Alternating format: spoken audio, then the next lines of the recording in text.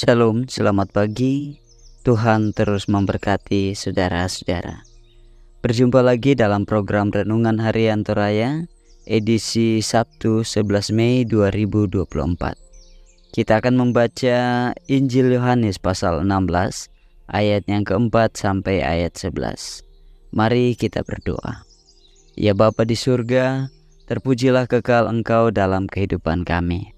Pada saat ini, kami bersyukur untuk pemeliharaanmu dan kami mempersiapkan diri kami untuk mendengarkan firman-Mu. Terpujilah kekal Engkau di dalam Kristus. Amin. Yohanes pasal 16 ayat keempat sampai ayat yang ke-11. Yesus berkata, "Tetapi semuanya ini kukatakan kepadamu, supaya apabila datang saatnya kamu ingat bahwa aku telah mengatakannya kepadamu.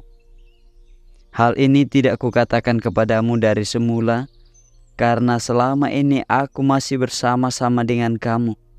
Tetapi sekarang aku pergi kepada Dia yang telah mengutus aku, dan tiada seorang pun di antara kamu yang bertanya kepadaku, 'Kemana engkau pergi?'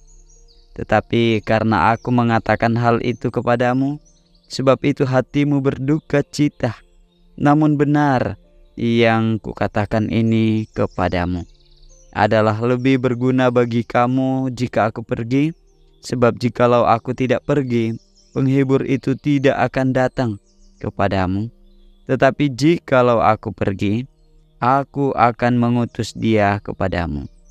Dan kalau Ia datang, Ia akan menginsafkan dunia akan dosa, kebenaran, dan penghakiman. Akan dosa, karena mereka tetap tidak percaya kepada-Aku.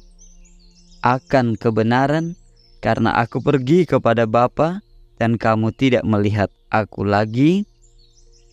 Akan penghakiman, karena penguasa dunia ini telah dihukum." Amin. Saudara-saudara yang kekasih, tema kita adalah supaya kamu insaf. Kumua ami kanasai.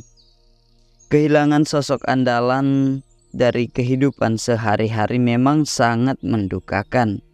Betapa tidak, yang tersisa hanya kenangan manis dan indah. Namun bagaimanapun, hidup harus berjalan terus. Atau orang katakan life must be go on, kata orang-orang yang sadar akan hakikat hidup itu. Fokus pada kenangan dengan sosok tertentu rupanya bisa mengganggu jalannya kehidupan.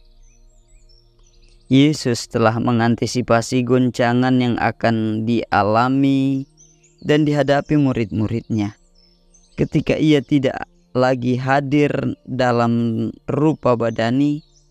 Hal yang serupa belakangan juga dialami orang-orang Kristen perdana ketika tidak ada lagi saksi mata.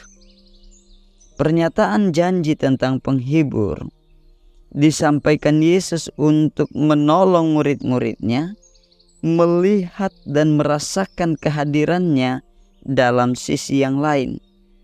Dengan begitu, Yesus hendak menekankan sesuatu yang sama pentingnya dengan kehadirannya dalam wujud Roh Penghibur, yang salah satu karyanya adalah menginsafkan manusia akan dosa, kebenaran, dan penghakiman.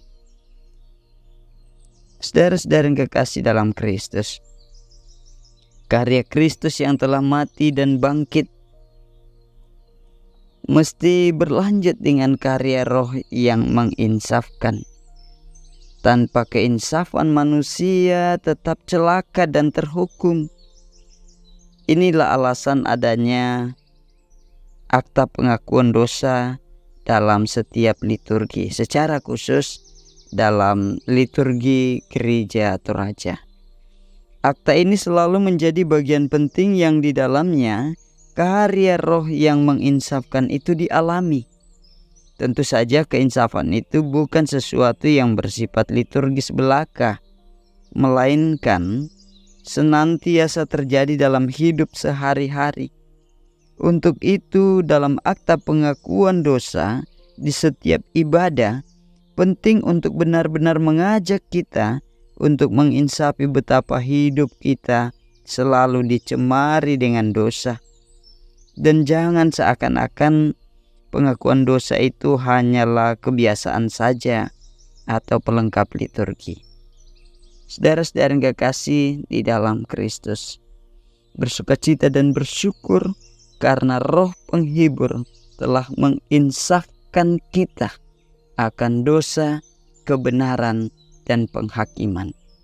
Karena itu marilah senantiasa kita insaf akan segala dosa kita di hadapan Tuhan, akan kebenaran yang dikaruniakan kepada kita, dan akan penghakiman yang berlaku bagi kehidupan dunia ini. Di dalam Kristus kita berdoa. Bapa di surga, terima kasih untuk pemeliharaanmu dan terima kasih firman-Mu saat ini. Karya Roh Kudus menginsafkan kami atas cinta kasih Tuhan. Dan biarlah kami terus akan hidup dalam kasih Kristus. Dalam anugerah-Mu ya Bapa, kami bersama-sama berdoa. Tuhan berkati jemaat-Mu, anak-anak dalam masa tumbuh kembang, pemuda-pemudi, orang tua, dan aktivitas-aktivitas mereka, tugas tanggung jawab pekerjaannya. Bangsa dan negara kami Tuhan berkati, pemimpin-pemimpin kami.